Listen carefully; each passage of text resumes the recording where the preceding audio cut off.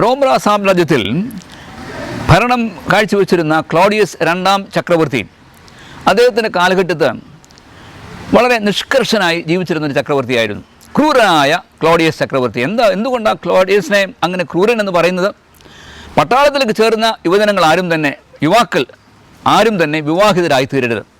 അദ്ദേഹത്തിൻ്റെ മർമ്മപ്രധാനമായ തീരുമാനം എന്തെന്ന് ചോദിച്ചാൽ, വിവാഹിതരായി തീർന്നു കഴിഞ്ഞാൽ പിന്നെ ഭാര്യയോടുള്ള ബന്ധം, കുടുംബത്തോടുള്ള ബന്ധം, അങ്ങനെയുള്ള വിധേയത്വങ്ങളൊക്കെ ധാരാളം വരുമ്പോൾ പട്ടാളത്തിലുള്ള സേവനത്തിൻ്റെ ശക്തിയും ഊർജ്ജവും ബലവും എല്ലാം കുറഞ്ഞു പോകും എന്നുള്ളത് പ്രമാണിച്ച് ക്ലോഡിയസ് ചക്രവർത്തി ആ കാലഘട്ടത്ത് AD 270 ആ കാലഘട്ടങ്ങളിലൊക്കെ 3-ാം നൂറ്റാണ്ടിൽ ഒരിക്കലും യുവജനങ്ങളെ വിവാഹിതരാകാൻ അനുവദിച്ചിരുന്നില്ല. ആ കാലഘട്ടത്ത് വളരെ വിശുദ്ധനായ, വളരെ നൈപുണ്യമുള്ള ഒരു പുരോഹിതനായിരുന്നു വാലന്റൈൻ എന്ന വിശുദ്ധനായ പുരോഹിതൻ. അദ്ദേഹത്തിന് ദൈവസ്നേഹമുണ്ട്, മനുഷ്യസ്നേഹമുണ്ട്.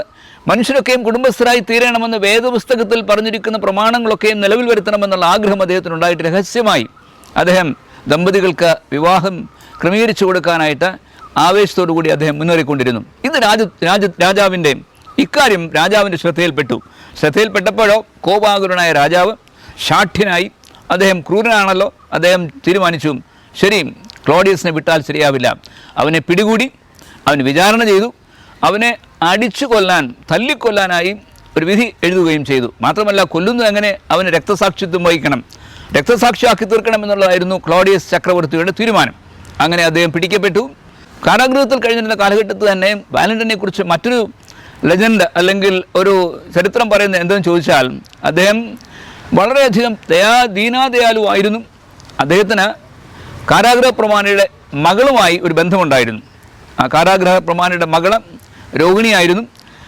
ഇദ്ദേഹം ഒരു ഡോക്ടറും കൂടെ ആയതുകൊണ്ട്, വാലന്റൈൻ ഒരു ഡോക്ടറും കൂടെ ആയതുകൊണ്ട് ഇദ്ദേഹത്തിൻ്റെ അടുക്കിലേക്ക് ചികിത്സക്കായി കൊണ്ടുവന്നു. ആ പെൺകുട്ടിക്ക് സൗഖ്യം ലഭിച്ചു എന്നാണ് കഥകളൊക്കെ പറയുന്നത്, അല്ലെങ്കിൽ ചരിത്രം പറയുന്നത്. അദ്ദേഹം ആ പെൺകുട്ടിക്ക് ഒരു കത്തെഴുതി, വാലന്റൈനിലെ പക്കൽ നിന്നും എന്ന ഒരു കത്തെഴുതുക ഇപ്പോഴും അത് വളരെ പ്രസക്തമായി അതിനെ കൊട്ടിഘോഷിക്കുന്നു. അതുകൊണ്ട് വാലന്റൈൻസ് ഡേ അല്ലെങ്കിൽ വാലന്റൈൻസ് ദിനത്തിൽ സംഭവിക്കുന്നത് സമ്മാനങ്ങൾ കൈമാറുന്നു, മധുരപലഹാരങ്ങൾ കൈമാറുന്നു, കത്തുകൾ അങ്ങുമിങ്ങും കൊടുക്കുന്നു, പുറത്തൊക്കെല്ലാം ഒരുമിച്ച് പോകുന്നു. പ്രണയബന്ധുക്കൾ തമ്മിലുള്ള വലിയ ഉല്ലാസത്തിൻ്റെയും ആഹ്ലാദത്തിൻ്റെയും ആഘോഷമായാണ് ഇപ്പോഴും ലോകവ്യാപകമായി വാലന്റൈൻസ് ഡേ കൊണ്ടാടുന്നത്. 3 തരത്തിലുള്ള സ്നേഹമുണ്ടല്ലോ. ഒന്ന് ദിവ്യമായ സ്നേഹം, അഗാപ്പെ. രണ്ടാമത്തത് ഈറോസ്, അത് മനുഷ്യബന്ധത്തിൽ, ഭാര്യഭർത്തൃബന്ധത്തിലുണ്ടാകുന്നതായിട്ടുള്ള പ്രണയബന്ധത്തിൽ ഉണ്ടാകുന്ന സ്നേഹബന്ധത്തിലുണ്ടാകുന്ന ശാരീരിക ബന്ധത്തെക്കുറിച്ച് പറയുന്നു. മറ്റേതൊന്നോ ഫീലിയോ, അത് സ്നേഹിതന്മാർ തമ്മിലുള്ള ബന്ധമാണ്. എന്നാൽ വേദപുസ്തക പ്രമാണങ്ങളുമായി ഈ വാലന്റൈൻസ് ഡേക്കോ അല്ലെങ്കിൽ വാലന്റൈൻ കാഴ്ചവെച്ചായിട്ടുള്ള സ്നേഹപ്രകടനങ്ങൾക്കോ യാതൊരു കാര്യവുമില്ല. ദൈവസ്നേഹത്തെക്കുറിച്ച് വേദപുസ്തകം പറയുന്നതോ യോഹന്നാന്റെ സുവിശേഷം 3-ാം അധ്യായം 16-ാമത്തെ വാക്യത്തിൽ പറയുന്നത് ആന്തരിക സ്നേഹമാണ്, ആഴമേറിയ സ്നേഹമാണ്, നിത്യമായ സ്നേഹമാണ്, നിലനിൽക്കുന്ന സ്നേഹമാണ്. അത് ഒരിക്കലും അറ്റുപോകുന്നതല്ല. തൻ്റെ ഏകജാതനായ പുത്രനിൽ വിശ്വസിക്കുന്ന ഏവർക്കും ദൈവമക്കളാകുവാൻ ദൈവം തന്നെ ലോകത്തിലേക്ക് മകനെ അയച്ച് അങ്ങനെ ഏകയാഗമായി തീർന്ന് ബലിയായി തീർന്നു. ലോകത്തെ ദൈവം അപ്രകാരം സ്നേഹിച്ചു എന്നാണ് യോഹന്നാന്റെ സുവിശേഷം 3-ാം അധ്യായത്തിൻ്റെ 16-ാമത്തെ വാക്യത്തിൽ സംക്ഷിപ്തമായി പറഞ്ഞിരിക്കുന്നത്. മാത്രമല്ല, 1 യോഹന്നാന്റെ ലേഖനം 4-ാം അധ്യായത്തിൻ്റെ 7-8 വാക്യങ്ങളൊക്കെ പറയുന്നത് അവിടെ സഭ അല്ലെങ്കിൽ യേശു കർത്താവ് എങ്ങനെ സഭയെ സ്നേഹിച്ചിരുന്നു, ദൈവം എങ്ങനെ സഭയെ സ്നേഹിക്കുന്നു, അതുപോലെ ആയിരിക്കണം ഭാര്യ-ഭർത്തൃബന്ധം, ഭർത്താവ് ഭാര്യയെ സ്നേഹിക്കുന്നത്. മാത്രമോ നമ്മൾ നോക്കുകയാണെങ്കിൽ എഫേസ്യരുടെ ലേഖനത്തിൽ മാത്രമല്ല, 1 തെസ്സലോനിക്കരുടെ ലേഖനത്തിൻ്റെ 4-ാം അധ്യായത്തിലും 1 യോഹന്നാനിലും ഒക്കെ നമ്മൾ വായിക്കുന്നത് ദൈവം സ്നേഹം തന്നെയാകുന്നു. ദൈവസ്നേഹം പ്രകടമായി തീരണം. നിങ്ങൾ തമ്മിൽ സ്നേഹിപ്പീൻ, ശത്രുക്കളെ സ്നേഹിപ്പീൻ. ആ സ്നേഹം എന്നത് ഒരു വാക്കിൽ ഒതുക്കാവുന്ന കാര്യമല്ല, ഒരു ദിവസത്തിൽ ഒതുക്കാവുന്ന കാര്യമല്ല, വാലന്റൈൻസ് ഡേയിൽ മാത്രം ഒതുക്കാവുന്ന കാര്യമല്ല സ്നേഹപ്രകടനങ്ങളുടെ ആകത്തുക അല്ലെങ്കിൽ ആഴം എന്നത്. ഭാര്യ-ഭർത്തൃ ബന്ധത്തിൽ ഒരിക്കലും ഒരു സുദിനത്തെ ചിത്രീകരിച്ചുകൊണ്ട് ശരി നമുക്ക് ഇന്ന് ആഹ്ലാദപ്രകടമായി സ്നേഹപ്രകടനങ്ങളൊക്കെ കാഴ്ചവെച്ച് പൂർത്തീകരിക്കാമെന്ന് ചിന്തിക്കാൻ കഴിയുകയില്ല. അത് നിത്യേനയുള്ളതാണ്, ദൈനംദിനമുള്ളതാണ്, ജീവിതത്തിൻ്റെ അവസാനം വരെയും കാഴ്ചവെക്കേണ്ടതാണ്. അതുകൊണ്ട് യുവജനങ്ങളെ ഓർത്തിരിക്കേണ്ടതാണ്, ബാഹ്യ പ്രകടനങ്ങളിൽ അധിഷ്ഠിതമായ വാലന്റൈൻസ് ഡേയിലെ സ്നേഹപ്രകടനങ്ങൾ കൊണ്ട് യാതൊരു സ്ഥലത്തേക്ക് നാം എത്തിച്ചേരുന്നില്ല. തിന്മയും ദുഷ്ടതയും വഞ്ചനയും പ്രയാസങ്ങളും പ്രതികൂലങ്ങളും ഈർഷ്യയും കയ്പുമൊക്കെ നിലനിൽക്കുന്ന ഈ ലോകത്ത് സ്നേഹത്തിൻ്റെ വാത്സല്യത്തിലേക്ക് ജനങ്ങളെ കൊണ്ടുവരണമെങ്കിൽ ദിവ്യസ്നേഹം നാം പ്രാപിച്ചേ മതിയാകുകയുള്ളൂ. ദിവ്യസ്നേഹം മറ്റുള്ളവരെ കരുതുന്നതാണ്, ദിവ്യസ്നേഹം മറ്റുള്ളവർക്ക് ശുശ്രൂഷകൾ അർപ്പിക്കുന്നതാണ്, ദിവ്യസ്നേഹം മറ്റുള്ളവർക്ക് എന്തൊക്കെ സഹായ സേവനങ്ങൾ അർപ്പിക്കാൻ കഴിയുമോ അതൊക്കെ ചെയ്യുന്നതാണ്. ത്യാഗപൂർവമായ നിർവ്യാജമായ സ്നേഹത്തിൻ്റെ പ്രതീകമാണ് ദൈവസ്നേഹം എന്നത്. അത് നമ്മൾ ആർജിക്കാൻ നാം എല്ലാം കടപ്പെട്ടിരിക്കുന്നു ഈ വാലന്റൈൻസ് ഡേ ആചരിക്കുന്ന ഈ കാലഘട്ടത്തിൽ. പ്രത്യേകിച്ചും ഫെബ്രുവരി മാസം 7-ാം തീയതി തുടങ്ങി ഫെബ്രുവരി മാസം 14-ാം തീയതി വരെ ഒരു ആഴ്ചവട്ടക്കാലം മുഴുവനും വാലന്റൈൻസ് ആഴ്ചയായി ആചരിക്കുന്ന സന്ദർഭങ്ങളും സ്ഥലങ്ങളുമൊക്കെയുണ്ട് ലോകത്തിൻ്റെ ഇതര ഭാഗങ്ങളിൽ. എന്താ അവർ പറയുന്നത്? ഒന്ന് റോസ് ഡേ, ഒന്ന് കിഡ്സ് ഡേ, ഒന്ന് പ്രോമിസ് ഡേ, ഒന്ന് പർപ്പസ് ഡേ. അത് കഴിഞ്ഞോ അതിന് പിന്നാലെ അവർ പറയുന്നത് ടെഡീസ് ഡേ, പിന്നെ ഹഗ് ഡേ, കിസ് ഡേ, അവസാനമായി വാലന്റൈൻസ് ഡേ. ഈ ദിവസങ്ങളൊക്കെ ഇങ്ങനെയൊക്കെ ഒരു ആഴ്ചവട്ടക്കാലം ആചരിച്ചാലും സ്നേഹം അവസ്തമിക്കുന്നില്ല, സ്നേഹം എന്നേക്കും നിലനിൽക്കുന്നില്ല.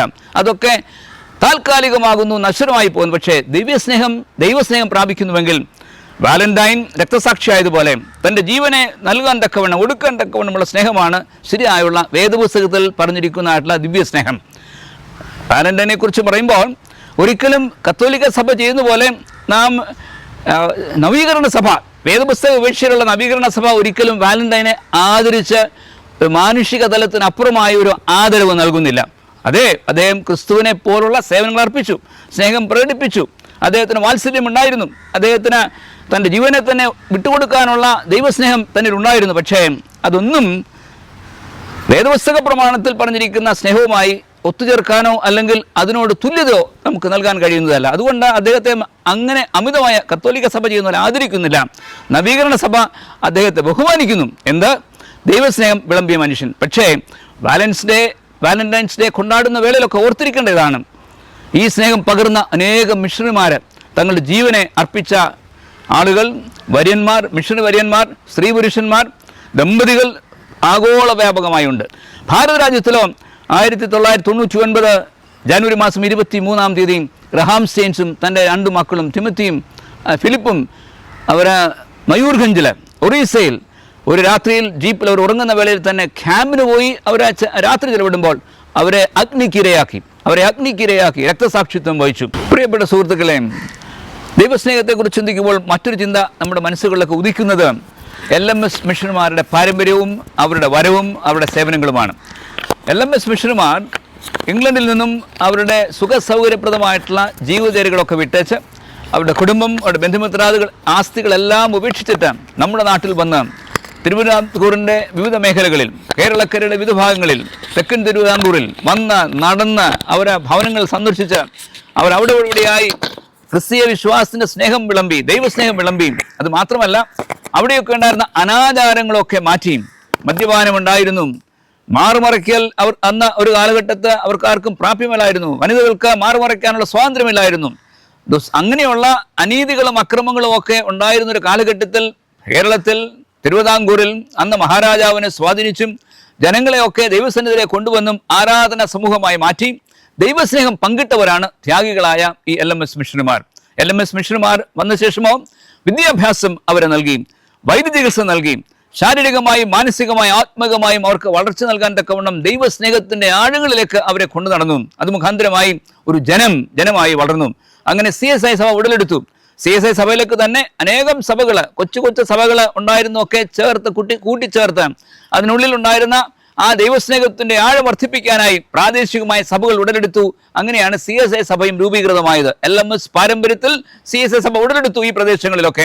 അതിനെയൊക്കെ പ്രധാന കണ്ണി എന്തെന്ന് ചോദിച്ചാൽ ദൈവസ്നേഹം മനുഷ്യരുടെ ഹൃദയങ്ങളിലേക്ക് പകരുക, മനുഷ്യർ തമ്മിൽ ദൈവസ്നേഹം പങ്കിട്ടും പങ്കുവച്ചും തമ്മിൽ ആശ്രയിച്ചും തമ്മിൽ സ്നേഹ സേവനങ്ങൾ അർപ്പിച്ചുകൊണ്ട് ജീവിക്കാൻ തക്കവണ്ണം അവരെ കരുപ്പിടിപ്പിച്ചു. ദൈവസ്നേഹത്തിൻ്റെ പ്രതീകങ്ങളായിരുന്ന ഈ മിഷണറിമാരൊക്കെയും. അതുകൊണ്ട് ഈ നാളിൽ നാം അവരെ ഓർക്കുകയാണ്. പീഡിപ്പിക്കപ്പെടുന്ന സഭയെക്കുറിച്ച് നമ്മൾ ഓർക്കുന്ന വേളയിൽ ഈ ത്യാഗികളായ, തങ്ങളുടെ ജീവിതങ്ങളെ നമ്മുടെ നാട്ടിന് വേണ്ടി, നമ്മുടെ ജനങ്ങൾക്ക് വേണ്ടി സേവനമായി അർപ്പിച്ച ത്യാഗികളായ ഈ മിഷണറി വര്യന്മാരെ നമ്മൾ ഓർക്കുന്നു. അവരെ ഓർത്ത് ദൈവത്തിന് സ്തോത്രം അർപ്പിക്കുന്നു.